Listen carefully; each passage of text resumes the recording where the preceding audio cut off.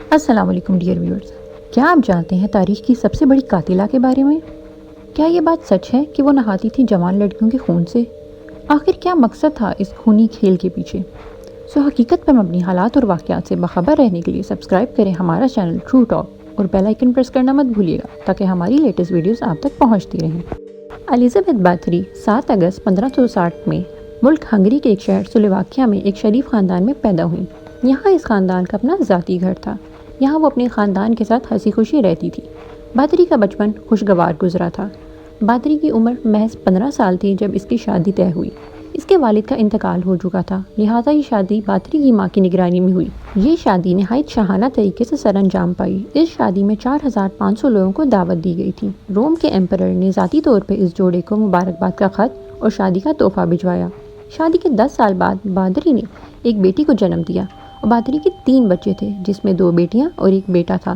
ان 3 کے علاوہ اس نے 2 اور بچوں کو جنم دیا، مگر وہ بچپن میں ہی موت کا شکار ہو گئے۔ اس کے زندہ بچوں کی تعداد 3 تھی۔ الزابتھ باتھری کا نام گینیس ورلڈ ریکارڈ میں بھی شامل ہے۔ اس کی وجہ شہرت وہ جوان لڑکیوں کی خاص تعداد ہے جنہیں اس نے قتل کیا۔ باتھری اور اس کے 4 ساتھیوں پر ظلم و جبر اور قتل کا الزام لگایا گیا تھا۔ یہ صرف جوان لڑکیوں کا قتل کرتے تھے۔ یہ قاتلانہ جرم 1590 سے 1610 کی دہائی تک جاری رہا، کیونکہ کوئی بھی ٹھوس ثبوت نہ مل پاتا تھا۔ جب ان کے قتل کی تعداد کا شمار کیا گیا تو یہ بات سامنے آئی کہ اس وقت تک وہ 650 جوان لڑکیوں کو قتل کر چکے تھے۔ یہ 650 جوان لڑکیوں کے قتل کا اعتراف باتھری کی نوکرانی، جس کا نام سوسینا جیکب تھا، اس نے کیا۔ بعد میں کورٹ کو باتھری کی اپنی ذاتی نوٹ بک میں سے بھی اس کی قتل کی گئی تعداد کے بارے میں مکمل جانکاری مل گئی تھی۔ اس نوٹ بک کو کبھی بھی عوام کے سامنے نہیں لایا گیا۔ 610 کی دہائی میں باتھری کو اپر ہنگری میں موجود ایک کیسل میں قید کیا گیا۔ 300 سے زائد قتل ثبوت کے ساتھ ثابت ہوئے۔ ثبوت کے طور پر لڑکیوں کی تشدد زدہ لاشیں اور ان کی چیزیں اور ان کے جسم کے کچھ حصے بھی ملے۔ باتھری کی کہانی کو ویمپائر سے بھی جوڑا جاتا ہے، کیونکہ اسے قید کرنے کے بہت عرصے بعد یہ بات بھی جاننے میں آئی کہ وہ ان جوان لڑکیوں کے خون میں نہاتی تھی تاکہ ہمیشہ ہمیشہ کے لیے جوان اور خوبصورت رہ سکے۔